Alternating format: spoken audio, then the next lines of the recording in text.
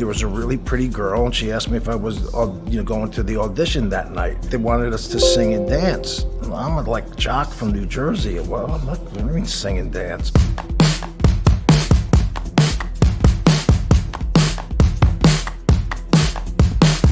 The first thing I did, I was a dead body on a soap opera here in New York. Then I was doing screen tests, and then I got a soap opera, and I did that for 3.5 years. At 25, I quit the soap. I moved to LA, and I had an agent, but for 5 years, pretty much nothing happened. But I would go to this acting class that Melanie Griffith, who was in Something Wild, she and her then husband, Stephen Bauer, would go to him. So I went to this guy, Harry, and I just studied, and nothing would really happen for 5 years. So I was 30, I went home for Christmas, and my parents were saying, they said, well, Melanie's in it. Well, why don't you call her up and ask her? And I said, no, I'm not gonna get started like that, having her do it. And in the acting class, all the actors were saying, the guys that I studied with were saying, did you go up for Something Wild? You should go up for Something Wild. You're right for it, and blah, blah, blah. Well, I called my agent couldn't get me in. I called Melanie up, finally got the nerve up to do that, and she said, yeah, of course I will, Ray. And it turned out that she had a bad experience with the guy that played her husband. So she asked Jonathan, I want some say in it. And he said, yeah, of course. So I went in and met him on a Monday. Thursday, I get a call. Come in and read with Jeff Daniels, who's also in the movie. Yeah. What she tells you, I know my wife. When you wife with VIP price, just don't do it for her. And do a scene there. So I'm watching Johnny Carson that night, and Jeff Daniels comes on, and he was talking about Woody and Jack, because he had just done The Purple Rose of Cairo, and he had just done Terms of Endearment. 2 great movies, and he was great in them. So I'm saying, oh my gosh, I gotta read with this guy tomorrow, so I'm gonna do push-ups and looking at my lines again. And I went and read with him, but because I guess from studying with Harry, I was just ready and wanting it, and then I got a call and he told me. I was the first one.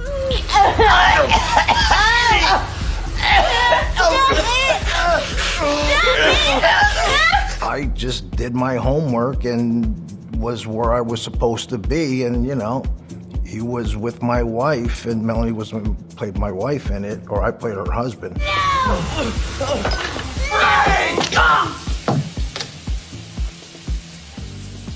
And so it was, intense. You've never seen the film? Have you seen No. it? Still not seen it? Yeah. Do you think you'll ever see it? No. But it has to do more with something personal that was going on at that time. So when I did go to see it, my mother was sick and we couldn't stay, and it just, I've never seen it. Getting thrown out of baseball was like having part of me amputated.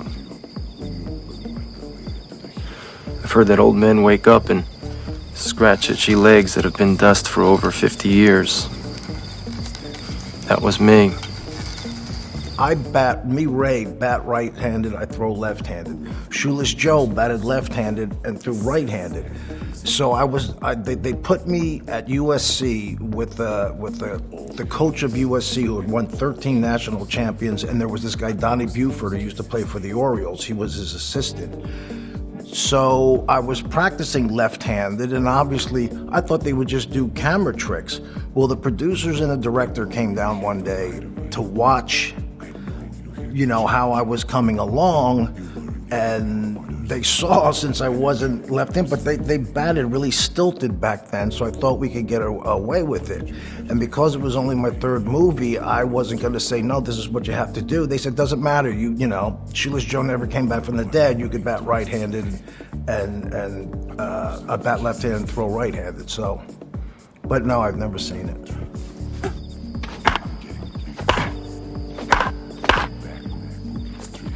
I wasn't script savvy, and I couldn't imagine this guy digging up his cornfield to put a ball field there because he was hearing things. It just sounded so silly to me. I just didn't get it, but you know, I learned quickly that I was wrong. And what really convinced me was because James Earl Jones was in it. I knew Kevin because we all used to hang out playing paddle tennis, and when nothing was happening for any of us.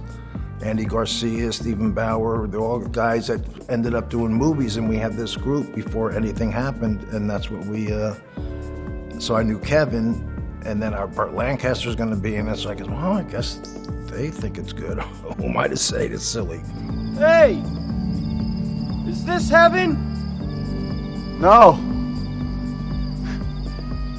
It's Iowa.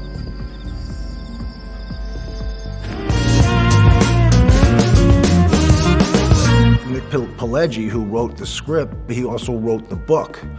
When I got called, it was called Wise Guy, but because there was a movie Wise Guy, they somehow came up with Goodfellas. And Nick, when I got it, he gave me all the tapes that he had of Henry when he was interviewing him for the book.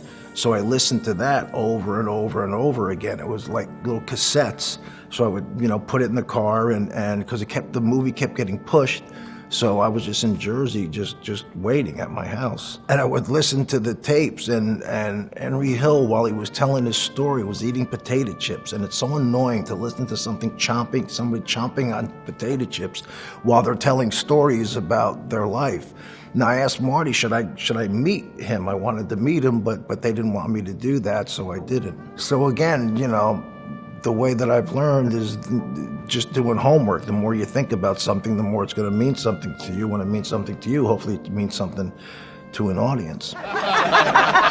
You're a big cop. Really funny. Really funny. What do you mean I'm funny? It's funny, you know. It's a good story. It's funny. You're a funny guy. Joe's a great storyteller, and he told a story about how what we did for the funny guy thing, it happened to him when he was at a restaurant or something. So he was telling that story, and Marty said, you know what, it would be great to put it where they put it in the movie. And so at first what we did is we just improv'd it. And improv, and then when Marty was happy with the way it was, they put it in stone. They wrote it out, and that's what we ended up doing. I mean, we played around with it at the end. The ending was a little, there was some improv there that we did, but it was great. It was great. You know, Bob kind of kept a distance, kind of like how Jimmy probably was with Henry. But I mean, I can't, I don't know that for sure, but I did this charity thing the other night, and a cop came up to me and he said he was an undercover cop that knew all those guys. So, and he said like the movie's extremely accurate, but with Marty doing it and Nick Pileggi, who did the thing, wrote the book, you know, they didn't make stuff up. Tell me what's funny.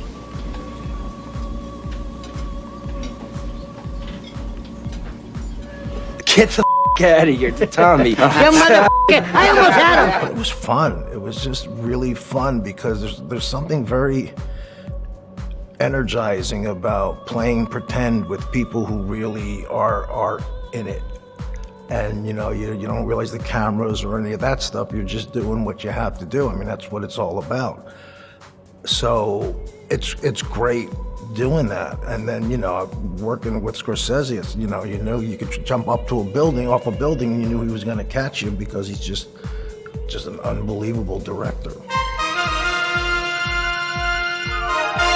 Yeah, I didn't want to do that one at all because everyone knew Sinatra. I don't sound like him. I don't look like him.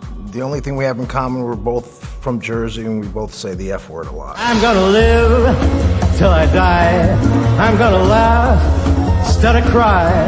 I'm gonna take the town and turn it upside down. But originally, his daughters asked me to do the mini-series when they used to have mini-series on TV. And I just, same reason, no, I don't want to do that. So they asked me if I wanted to do the HBO thing, and I just said no. And they asked me again, no, I don't want to do it. And I'm realizing, wait, why do I keep saying no to this? Because I was afraid of judgment. One of the things that you can't be as an actor, if you're afraid of what people are going to say, then, you know, and he was just such an iconic, and, you know, everybody, but not everybody heard or knew this story.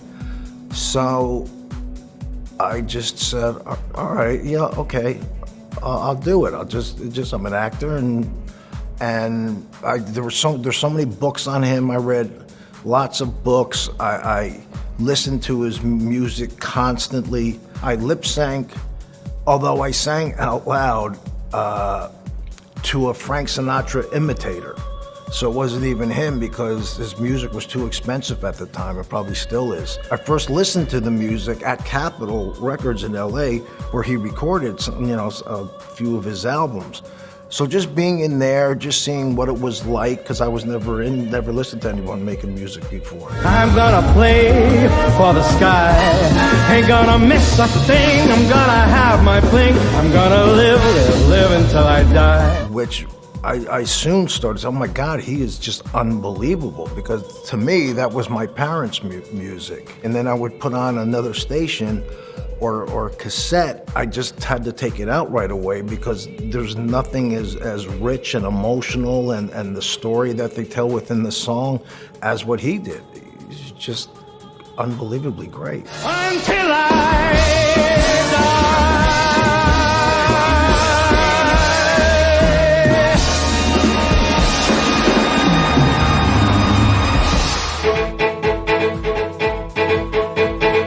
Ridley Scott directed it, another great director. So when it came time to do that scene, I said, so Ridley, how are we gonna do this? Because I played a heart surgeon in a movie way before that.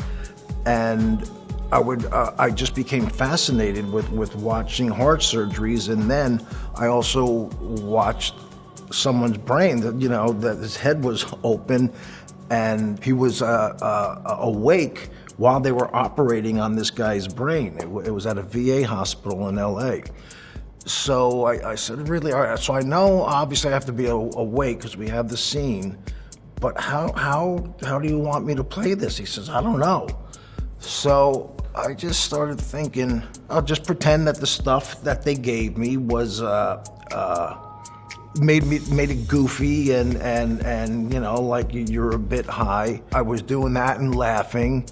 And then when he feeds me, he said, what do you want them to, you know, because he cooks my brain. And I said, give me dark meat chicken, because I don't, you know, dark meat chicken, it's hard to chew. And so they had dark meat chicken on the day, and, you know, I'm chewing, eating my brain, you know, and I'm chewing because it's not an easy thing to, at least for me. And a lot of people got sick, I heard. I was doing a movie in Canada when the movie opened, and I heard that, you know, some just left. Even when I watched it, I said, oh my God, that's just disgusting. But it was fun to do. There was scenes where you wear the green thing and they have like these tennis balls, or ping pong balls, kind of like, so I don't know how they do what they do, but yeah, we did have to do that. It was fun. I mean, if you're asked like my best friends or my sister,